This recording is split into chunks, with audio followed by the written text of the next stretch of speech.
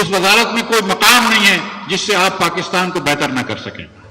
تو یہ نئی پارٹی اس لیے بنائی گئی ہے کہ ہم سچ مچ یہ سمجھتے ہیں کہ صرف لفظی کارروائی نہیں، اصل میں اب پاکستان کا نظام بدلنا ہوگا. اور کیوں بدلنا ہوگا پاکستان کا نظام؟ پاکستان کا نظام اس لیے بدلنا ہوگا کہ 2.60 کروڑ بچے جو کہ اسکول میں ہونے چاہیے اسکول سے باہر ہیں. یہ دنیا کی سب سے بڑی، یہ بہت شرمندگی کی بات ہے پاکستانیوں کے لیے کہ دنیا کے سب سے زیادہ بچے جو اسکول سے باہر ہیں وہ چین میں نہیں ہیں، ہندوستان میں نہیں ہیں، جو ہم سے 5 گنا بڑے ملک ہیں وہ پاکستان میں ہیں. یہاں پہ ہم ملک کو لے کر آ گئے ہیں کہ آج 10 کروڑ پاکستانی خط غربت کے نیچے رہتا ہے. یہ کہنا آسان ہے، لیکن جو غربت کے نیچے رہتے ہیں ان کے بچے رات کو بھوکے سوتے ہیں، وہ بھوک میں مل بلا کر سو جاتے ہیں. یہ پاکستان کی حکمرانی ہے، یہ پاکستان کا نظام ہے جس نے 40% ہمارے پاکستانی بھائیوں اور بہنوں کو غربت کے نیچے رکھا ہوا ہے، جہالت میں رکھا ہوا ہے. پاکستان میں پچھلے 20 سال سے 40 سے 42% بچے، 40 سے 42% بچے، یعنی کہ ہر 10 میں سے 4 بچے سٹنٹڈ ہوتے ہیں. سٹنٹڈ کا مطلب ہے کہ جسمانی اور ذہنی طور پہ کمزور رہ جاتے ہیں کیونکہ ان کو خوراک نہیں ملتی. آپ سوچیں کہ جہاں پہ 10 میں سے 4 بچے خوراک کی وجہ سے ذہنی طور پر کمزور ہو جائیں، جسمانی طور پر کمزور ہو جائیں، ان کا کیا مستقبل ہے؟ اور جب 40% بچوں کا کوئی مستقبل نہیں ہے تو اس ملک کا کیا مستقبل ہے؟ کیا یہ ملک آگے بڑھ سکتا ہے اگر لوگ آگے نہ بڑھیں تو؟ کیا کوئی ملک امیر ہو سکتا ہے اگر لوگ غریب رہیں تو؟ اور ہم بات کرتے ہیں پاکستان کے اندر حکومت پاکستان کے مختلف ادارے، ساری حکومتیں ملا کر 1.5 سے 2 کھرب روپے، یعنی کہ 1500 سے لے کر 2000 ارب روپیہ خرچ کرے گی تعلیم کے اوپر اس سال آپ کے ٹیکس کے پیسوں سے.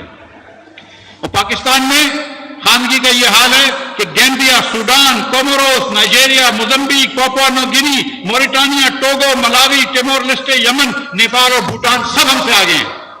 ہم اتنے پختگی میں پہنچ گئے. یہ پاکستان کے نظام حکمرانی ہے، یہ دیا ہے ہم کو. پہلے 28 دن کے اندر پاکستان میں جتنے بچوں کی وفات ہو جاتی ہے، جتنے بچوں کی فوتگی ہوتی ہے زندگی کے پہلے 28 دن، وہ صرف دنیا میں 2 نمبر پہ آتا ہے. ہم سے آگے صرف لیسوتو ہے. سوڈان سے ہم برے ہیں، سوڈان سے ہم برے ہیں. ایک وقت تھا کہ پاکستان جنوبی ایشیا میں سب سے امیر ملک ہوتا تھا اور یہ وقت دور نہیں تھا. 1994 1995 میں ہم سب سے آگے تھے، ہر ملک سے، ہندوستان سے آگے تھے، بنگلہ دیش سے آگے تھے، سری لنکا سے آگے تھے، نیپال سے آگے تھے. آج ہم بنگلہ دیش سے پیچھے ہیں، ہم ہندوستان سے پیچھے ہیں، ہم سری لنکا سے پیچھے ہیں، ہم مالدیو سے پیچھے ہیں، ہم بھوٹان سے پیچھے ہیں، ہم ہیومن ڈیولپمنٹ میں نیپال سے پیچھے ہیں. صرف افغانستان کے علاوہ اس خطے میں تمام ممالک سے، سینٹرل ایشیا کے ہو گئے، ساؤتھ ایشیا کے ہو گئے، پاکستان پیچھے رہ گیا ہے. کیوں رہ گیا پاکستان پیچھے؟ پاکستان اس لیے پیچھے رہ گیا ہے کہ پاکستان کا نظام درست نہیں ہے. کہ یہ نظام جو ہے یہ ایک شکاری نظام ہو گیا ہے، جس کو انگریزی میں کہتے ہیں پریڈیٹری اسٹیٹ بن گیا ہے پاکستان. یہ ظالمانہ نظام ہو گیا ہے. پاکستان کے جو حکمران ہیں، جو پاکستان کی ریاست ہے، وہ ایک شکاری کی مانند ہے اور ہم وہ سمجھتے ہیں کہ ہم شکار ہیں، کہ عام پاکستانی ایک شکار ہے. عام پاکستانی ایک ساحل ہے، اس کی شہری کی حیثیت نہیں ہے، اس کی سٹیزن کی حیثیت نہیں ہے، اس کی ایک ساحل کی حیثیت ہے. اگر مہربانی فرما دی تو فرما دی، نہیں فرمائی تو نہیں فرمائی. اور یہ بجٹ، یہ جو آج بجٹ آیا ہے اس ملک کا، یہ اس کی حکمرانوں کی ترجیحات کی بہترین عکاسی کرتا ہے. اس بجٹ میں جس میں آپ نے نوکری پیشہ لوگوں کے ٹیکس ڈبل کر دیے. کس نوکری پیشہ لوگوں کے؟ جو 75,000 اور لاکھ روپے کماتے ہیں، جو 75,000 اور لاکھ روپے کمانے والا ہوتا ہے اس کی ٹیکس ڈبل ہو گئی. جو 5 لاکھ روپے کماتا ہے اس کا ٹیکس 91,250 روپے پہلے تھا ہر ماہ کا، 5 لاکھ روپے میں سے. اور آپ حساب کیجئے گا کہ جو سفید پوش 5 لاکھ روپے رہتا ہے اس کا گھر کا کرایہ کتنا ہوتا ہے، اس کے بچوں کی فیس کتنی ہوتی ہے، اس کا بجلی کا بل کتنا ہوتا ہے، اس کا گیس کا بل کتنا ہوتا ہے. تو یہ حساب کر لیجئے آپ. اگر کوئی خدا نہ خواستہ بیمار ہو جائے تو دوا دارو کا کتنا بل ہوتا ہے؟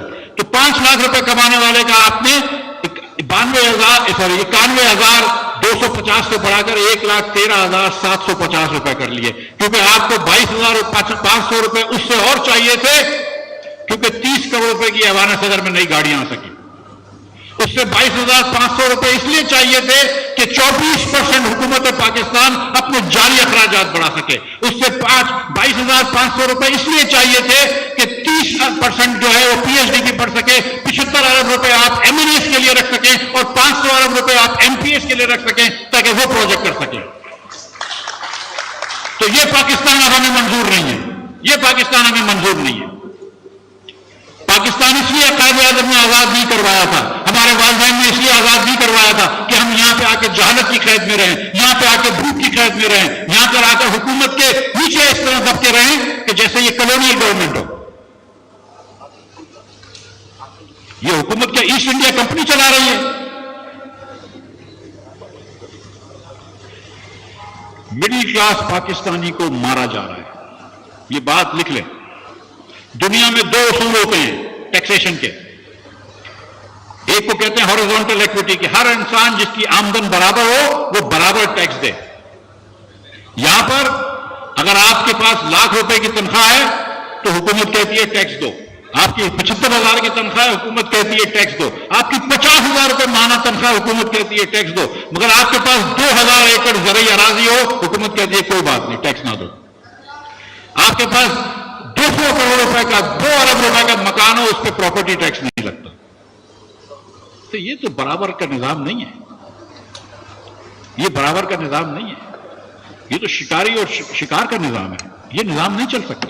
تو یہ نظام کو بدلنا ضروری ہوگا۔ ہم اب ساؤتھ جنوبی ایشیا میں سب سے غریب ملک نہیں رہنا چاہتے، ہم افریقہ سے ملکوں سے زیادہ کم تعلیمی یافتہ لوگ نہیں چاہتے، ہم اپنے نوجوانوں کو مایوس نہیں دیکھنا چاہتے۔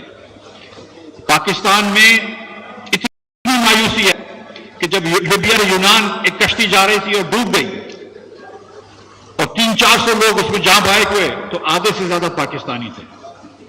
یہ شرم کی بات نہیں ہے کہ ہمارا نوجوان جو ہے وہ اپنی جان ہتھیلی پہ رکھ کر اپنے ماں باپ کو خدا حافظ کر کے جا رہا ہے اور راستے میں ڈوب رہا ہے، مر رہا ہے، لیکن پھر بھی جا رہا ہے۔